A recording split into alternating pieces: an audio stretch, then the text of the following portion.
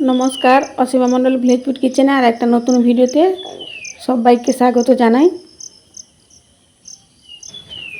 চলে এসেছি আজ আবার একটা নতুন রেসিপি নিয়ে।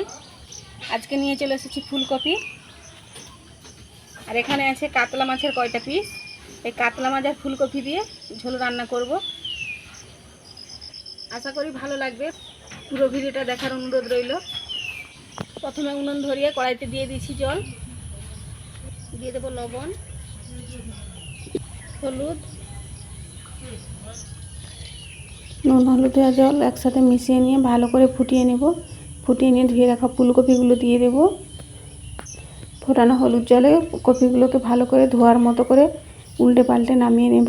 এতে কপির কাঁচা গন্ধ চলে যাবে আর ভেতরে যদি কোনো পোকা থাকে বেরিয়ে আসবে।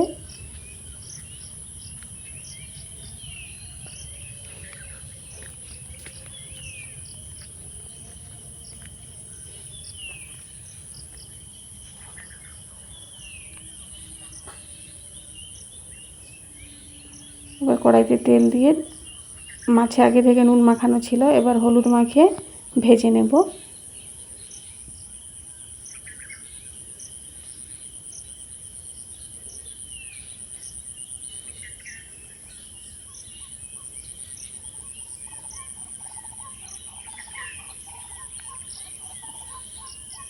মাছগুলো উল্টে পাল্টে লাল লাল করে ভেজে নিয়ে তুলে নেব।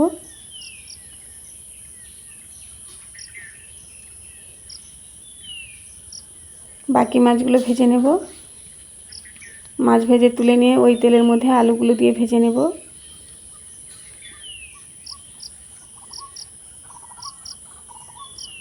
আলুগুলো লাল লাল করে ভেজে নিয়ে তুলে নেব।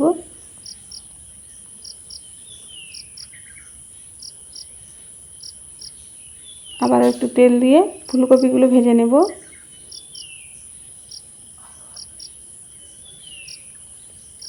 ফুলকপিগুলো উল্টে পাল্টে লাল লাল করে ভেজে নিয়ে তুলে নেব।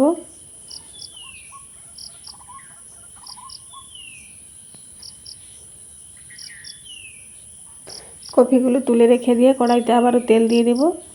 তেল দিয়ে দেব গোটা গরম মশলা। গরম মশলা থেকে মিষ্টি গন্ধ বেরিয়ে এলে দিয়ে দেব মাঝারি সাইজের দুটো পেঁয়াজ কুচি। নেড়ে চেড়ে ভালো করে নরম করে নেব।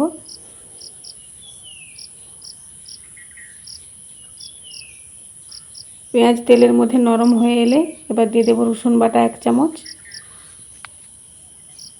পেঁয়াজের সাথে ভেজে নেব। আদা বাটা দিয়ে দেবো 1 চামচ।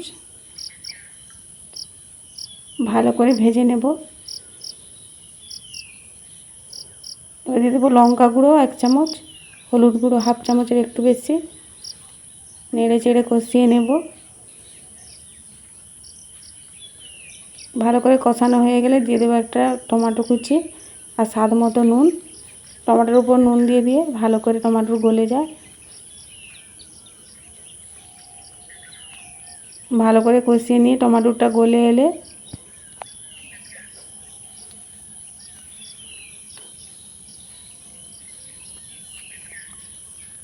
আর দেখো টমেটোটা গলে একদম মিশে গেছে। এবার দিয়ে দেবো জিরে বাটা 1 চামচ, ধনে গুঁড়ো 1/2 চামচ। আবারও কষিয়ে নেব।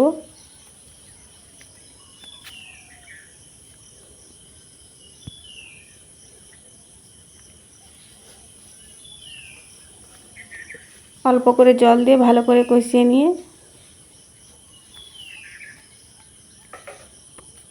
ফুলকপি দিয়ে মাছের ঝোলের জন্য মশলা বেশি সময় ধরে কষিয়ে নিতে হবে, তাহলে খেতে বেশি ভালো লাগবে।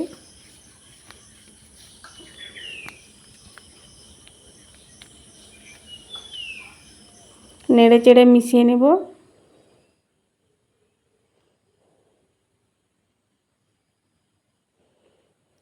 মিশিয়ে নেওয়ার পর দিয়ে দেবো পরিমাণ মতো জল।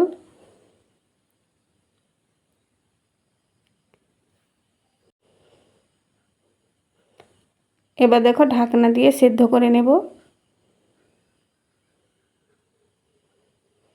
ঢাকনা খুলে দেখে নেব সেদ্ধ হয়েছে কিনা। সুন্দরভাবে আলু ফুলকপি ঝোল ফুটে গেছে। এবার দিয়ে দেবো 1/2 চামচের একটু বেশি গরম মশলার গুঁড়ো। গরম মশলার গুঁড়ো দিয়ে নেড়ে চেড়ে মিশিয়ে নেব। এবার হাত দিয়ে ডলে দিয়ে দেব কাসুরি মেথি। কাসুরি মেথি দিলে এই মাছের ঝোলটা খেতে খুবই ভালো লাগে। একসাথে মিশিয়ে নিয়ে 1 ফুট ফুটিয়ে নেব।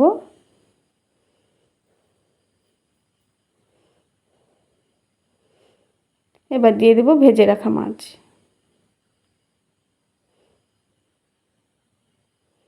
এক ফুট ফুটিয়ে নিয়ে এবার নামিয়ে নেব। দেখো 5 মিনিট রেখে দেওয়ার পর দেখতে কতটা সুন্দর লাগছে। একটা প্লেটে তুলে দেখাচ্ছি।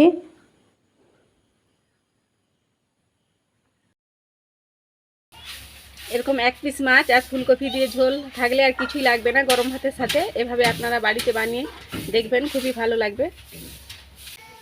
আশা করি আজকের রেসিপি ভালো লেগেছে। যদি ভালো লেগে থাকে লাইক কমেন্ট শেয়ার করবেন। আর এখনও যারা আমার চ্যানেলটি সাবস্ক্রাইব করেনি সাবস্ক্রাইব করে বেল আইকনে ক্লিক করে রাখবেন পরের ভিডিওর নোটিফিকেশন পেতে। সবাই খুব ভালো থাকবেন। ধন্যবাদ।